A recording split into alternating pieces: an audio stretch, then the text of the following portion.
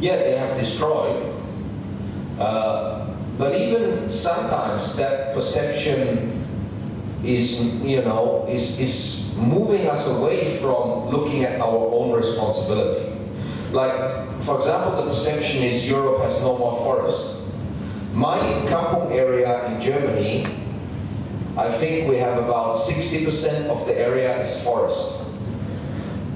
And when I was a youngster, my dad took me in the forest to chop down trees, which in a way is maybe surprising. But the way it was done was in a sustainable way. That area where we chopped down trees, 20 years later, was grown up again. Plus, the trees belong to the village community. Everybody could get some trees to make their house warm in the winter.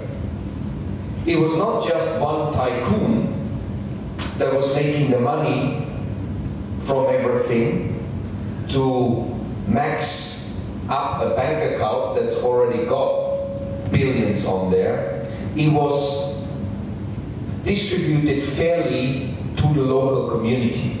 But yeah, you're right, it's a global problem.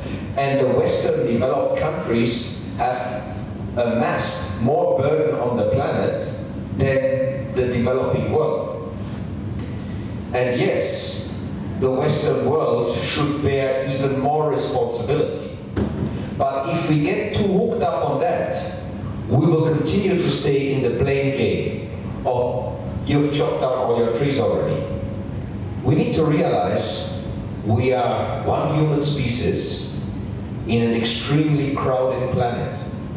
Unless we start very urgently to all work together, fast, we are going to screw up this planet so much that our grandchildren will have a mega, big, serious problem.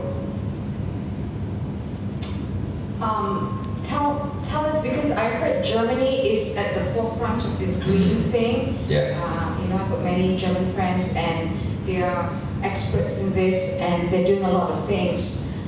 What can we Malaysians learn from the German experience in terms of individuals? I mean, forget the businesses and all that. Now we have to go grassroots. We have to educate us, you know, and the little ones. What could we learn from the German experience? How did they do that so that, like, Germans in general have got this very responsible spirit. This is what when I meet a lot of them, and I can see that spirit in them, you know, they're very responsible.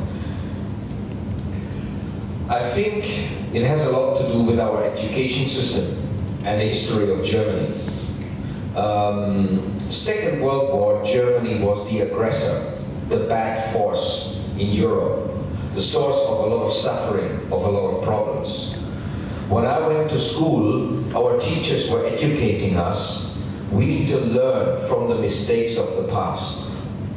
You could even put it, we need to learn from the sins of the past that we as a country have inflicted upon Europe. Let's be a better generation. Let's be a generation that is a source of peace, a source of balance with the planet, and a source of positive things to come. We even did our school trips to concentration camps to learn from the mistakes of Nazi Germany. We watched videos. We asked ourselves, how could it come that it went so wrong? What can we learn for the future? So our education system tried to bring us close to that point. How can we make a positive contribution to humanity, to the planet, to peace, to Mother Nature? So I think that is a key point. And as individuals, hopefully some of us captured that and tried to pass it on. But if we look at the macro level, even though Malaysia has more sun than Germany, Germany at one point in time this year generated more than 50% of its electricity demand through solar. More than 20 gigawatt. That is equivalent to 20 nuclear power plants. I mean, there's a debate in Malaysia about nuclear power plants. Apparently we need it. That's what people say. One of the reasons is we are not focusing on energy efficiency. Because Malaysia consumes 40% more electricity than the neighboring countries, if we would become more efficient, we could shut down a couple of power plants on the spot. And the other thing, if Germany with less sun can generate the equivalence of 20 nuclear power plants in solar electricity, how much more could potentially Malaysia deliver? Particularly, this is a discussion for 2018-2020. Solar is still expensive, but by that time the cost will have come down to a level where it's nearly at par to cost of electricity generation from gas and coal, which is not that cheap if you take away all the subsidies.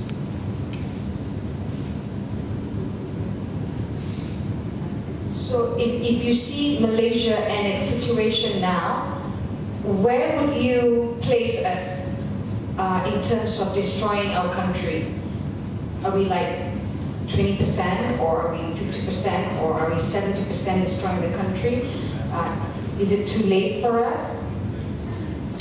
That's a tough question, because I'm just a guest in the country. And as an outside observer. As an outside observer.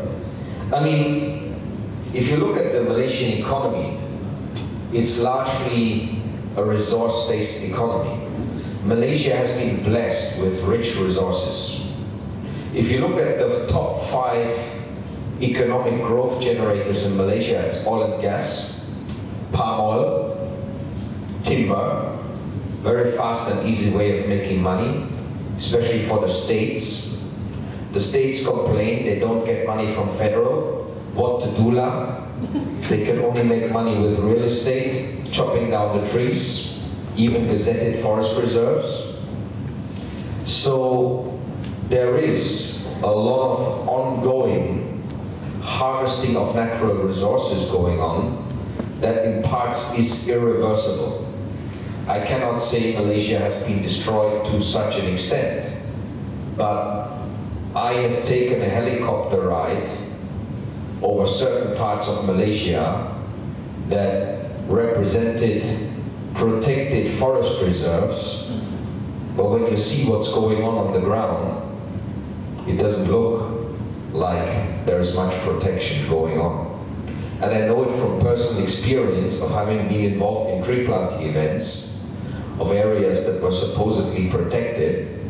You come back 2 months later and some guy has pulled out the trees that we planted and put his own durians in there and declared it his personal little plantation.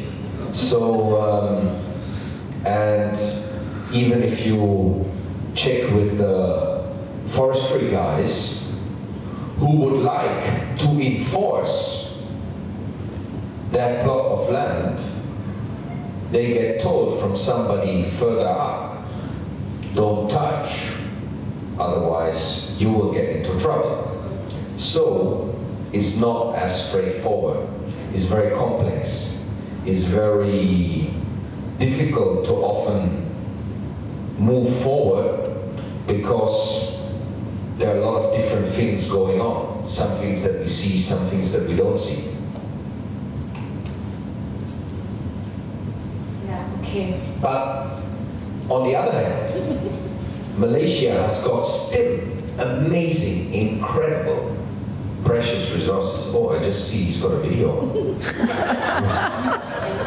I better be careful. Maybe you censor some parts out there. Right? Sure, I will.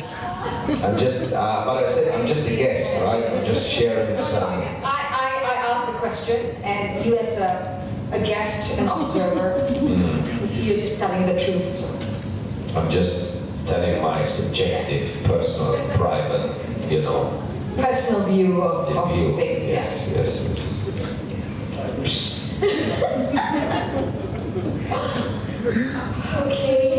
Okay. I don't know where to go, what to do, where to look anymore. My heart is racing and beating. I mean, like, I feel what you're feeling. So I have to do something on my part, so I hope everyone will do something. I teach at the university, by the way, so this is something that I can educate my students with, to do my little part.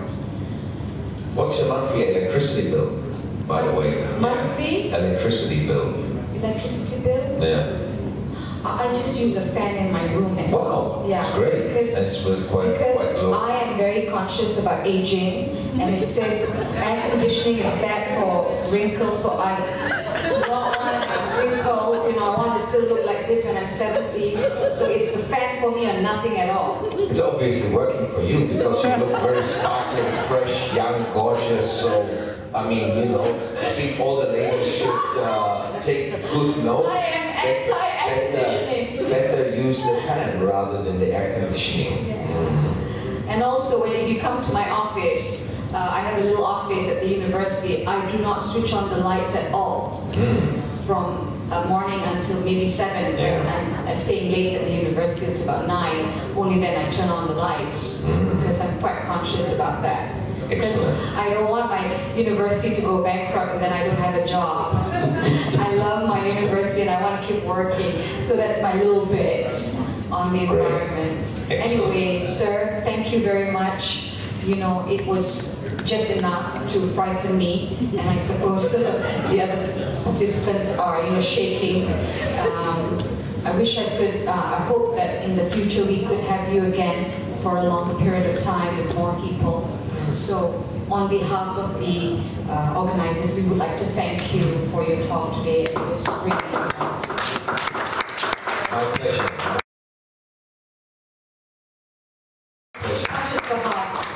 My pleasure, thank you. So this is in accordance with the green theme.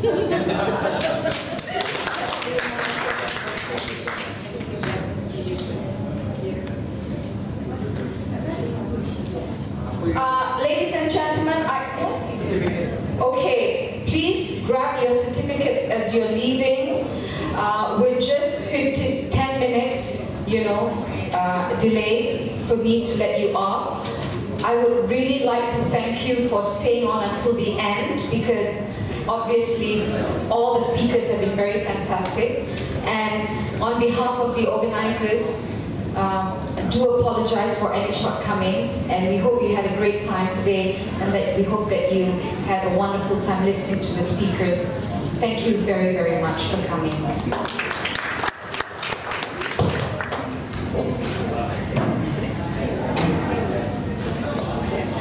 You guys just walked in and it's finished. I'm sorry. You guys missed something very